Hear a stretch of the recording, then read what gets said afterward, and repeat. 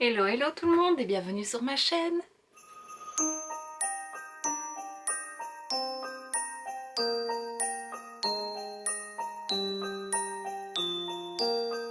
On se retrouve aujourd'hui dans une nouvelle vidéo où je vais te parler de la deuxième palette pastel de chez W7, donc les dupes des Huda Beauty. Celle-ci c'est la mauve, donc c'est la améthyste. Je suis maquillée avec, comme tu t'en doutes. Et comme celle d'hier, d'ailleurs si tu ne l'as pas vue hier, je présentais la rose, je te la remets juste ici. Et ben à nouveau je suis un peu déçue. Donc comme je l'ai dit hier, c'était pas la rose ni la mauve qui m'intéressait, mais la mint, donc celle que je garde pour demain, que j'espère vraiment sera au top. Mais comme la rose, je suis un peu déçue de celle-ci. Bon, c'est des pastels, je sais que c'est moins pigmenté que des fards différents, mais quand on sait que c'est des pigments pressés, ben on s'attend quand même à mieux. La petite teinte ici marbrée est très jolie, elle a un petit effet duochrome, c'est celle que j'ai mis en coin externe, donc c'est très joli mais c'est très discret. Celle-ci c'est celle que j'ai mis en coin interne sur ce petit fard mauve là.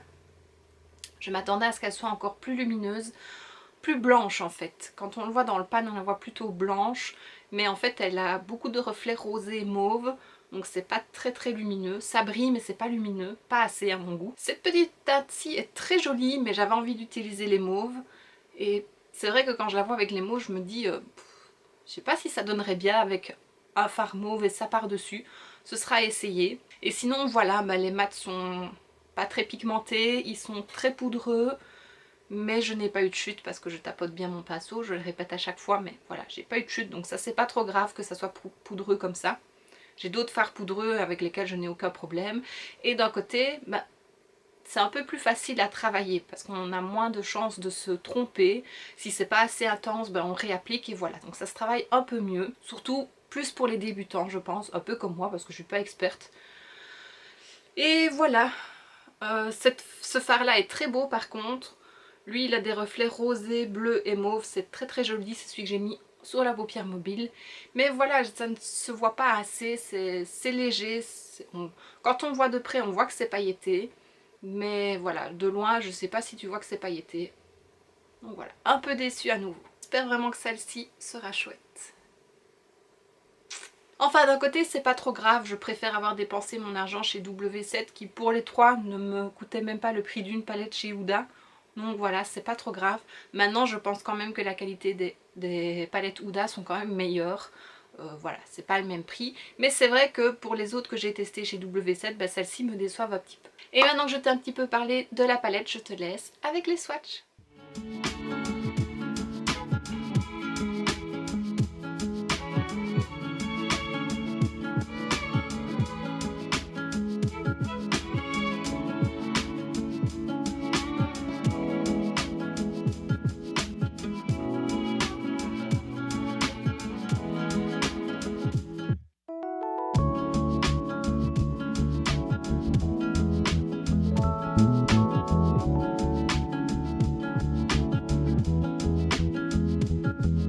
Et maintenant que tu as vu les swatchs, je te laisse avec le make-up.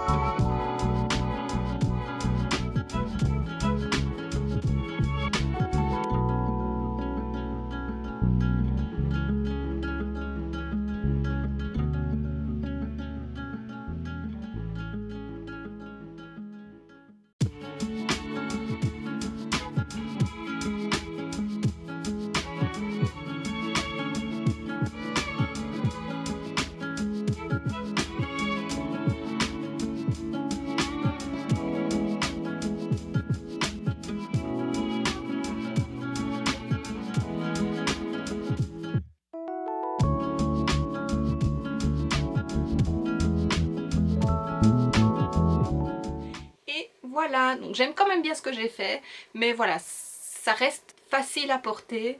C'est un peu pour tous les jours. Je pense à nouveau qu'au printemps ce sera très joli, des petites couleurs pastel comme ça.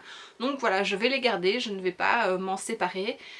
Et je réutiliserai ça au printemps pour un petit make-up rapide, facile, léger, un petit peu lumineux. Donc voilà, malgré tout, ce n'est pas perdu. Et voici ce qui termine cette vidéo, j'espère que ça t'aura plu. Si c'est le cas, n'hésite pas à mettre un pouce vers le haut, à me laisser un petit commentaire et à t'abonner si ce n'est pas déjà fait. On se retrouve demain pour la troisième et dernière palette, donc c'est la Mint. Et d'ici là, je te fais plein de bisous. Mouah.